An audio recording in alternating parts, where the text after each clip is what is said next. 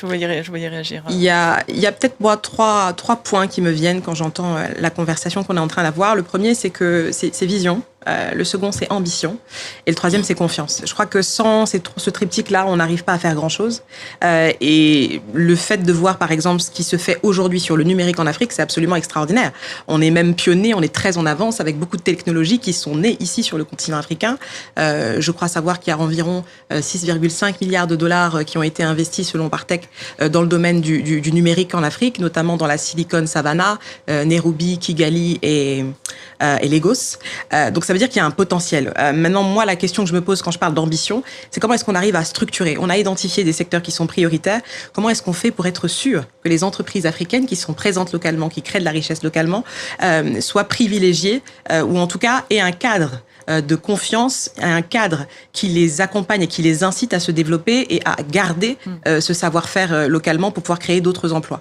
Et peut-être juste un dernier aspect qui me semble tout aussi important de rappeler, c'est qu'aujourd'hui, quand on parle du gaz et du pétrole au Sénégal, la question... Qui est devenu producteur très récemment. On a nos premiers barils, c'est très bien, mais avant qu'on puisse vraiment bénéficier de tous les fruits de ces revenus-là, c'est pas tout de suite. Parce qu'en réalité, il faut que les sociétés avec lesquelles on a noué des partenariats retrouvent leurs investissements de départ. Et ça peut prendre un peu quelques années. Mais le point qui m'intéresse, moi, c'est qu'est-ce qu'on est en train de faire? Quelle est la stratégie que nous avons, nous, en tant que pays, pour pouvoir se positionner et faire en sorte que progressivement, on puisse former et mettre en place des entreprises sénégalaises qui soient capables de pouvoir couvrir toute la chaîne de valeur et demain, pourquoi pas, devenir aussi des entreprises capables d'explorer, capables de produire, capables de transformer. C'est vraiment la question de l'industrialisation qui est fondamentale. Moustapha l'a dit tout à l'heure, c'est pas normal qu'on soit obligé, même pour acheter des chaussures à nos enfants, de devoir acheter des chaussures qui viennent du Japon ou de la Chine. Ouais, ça n'a aucun sens, alors qu'on a un savoir-faire local, alors qu'on a des designers qui ont du talent et qui font de très belles choses. La robe que je porte, c'est une designer sénégalaise qui l'a faite. Touti, je la salue au passage. Mais c'est juste pour dire qu'il faut qu'on fasse confiance. Il faut qu'on fasse confiance en nos entreprises et aux chefs d'entreprise africains parce qu'ils ont du talent, ils ont du génie. Il faut leur donner un peu d'air et les laisser précisément. Sena Boudiassal, vous disiez que c'était pas suffisant. On sait que la diaspora dispose d'un pouvoir d'achat supérieur aux Sénégalais du Sénégal, mais pour autant, ils sont déjà fortement sollicités. Ils aident déjà beaucoup leurs proches, leurs familles. Est-ce qu'ils peuvent aider davantage ? Ce que disait Stan est assez juste parce que finalement, s'ils s'y retrouvent d'un point de vue financier, pourquoi pas. Mais pour moi, le point sur lequel je mettrais aussi beaucoup de nuances, c'est le fait de dire qu'aujourd'hui, quand on voit, je regardais une dernière étude qui est sortie récemment où on disait que 70% par exemple des ressortissants sénégalais qui vivent en France, en tout cas étrangers qui vivent en France, veulent rentrer dans leur pays d'origine. Ça veut dire que je pense qu'il faut les inviter à avoir plus d'informations, plus de visibilité sur les priorités stratégiques du pays, sur les grands projets sur lesquels eux-mêmes peuvent s'investir, créer des entreprises, créer de la valeur, créer de la croissance. Et je pense que ça peut être une bonne manière aussi de dynamiser notre économie. Sena Boudiassal, vous partagez la crainte de ce membre de l'opposition que l'on vient d'entendre, plus de taxes, j'imagine, que pour une entreprise. C'est pas une bonne nouvelle pour nous parce qu'effectivement, on a déjà vécu quelques années qui étaient assez relativement difficiles. Nous, on le voit à travers les structures qu'on accompagne aussi, parce que la situation économique, on a l'inflation, l'endettement, une dette intérieure aussi qui est quand même assez élevée. Donc tout ça, c'est un cocktail qui peut être assez explosif.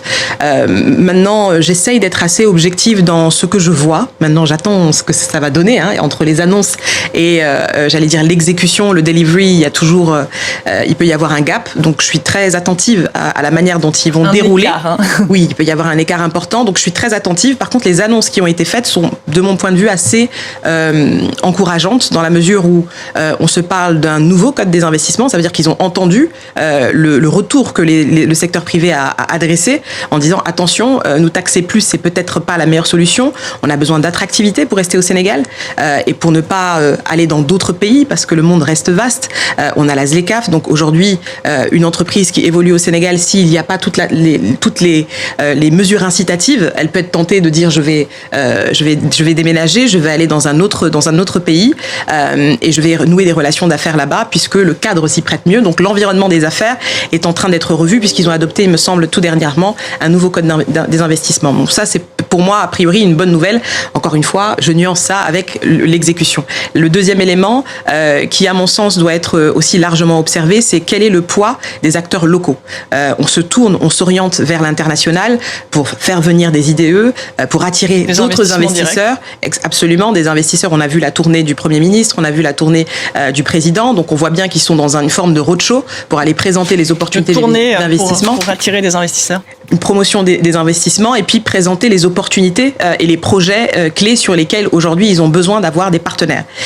Ça peut être une excellente chose si et seulement si dans les négociations on essaye aussi d'imposer une transmission technologique, une transmission de savoir-faire, et si on impose aussi que les unités de production soient créées localement.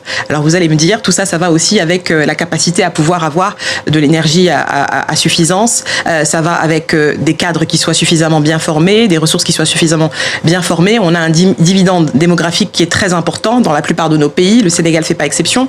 Plus de la moitié, ou de la grande moitié même, de la population au Sénégal a moins de 19 ans. Donc ça veut dire qu'il y a un potentiel extraordinaire. Le Sénégal est positionné comme un hub sous-régional. Il faut juste mieux investir au Sénégal.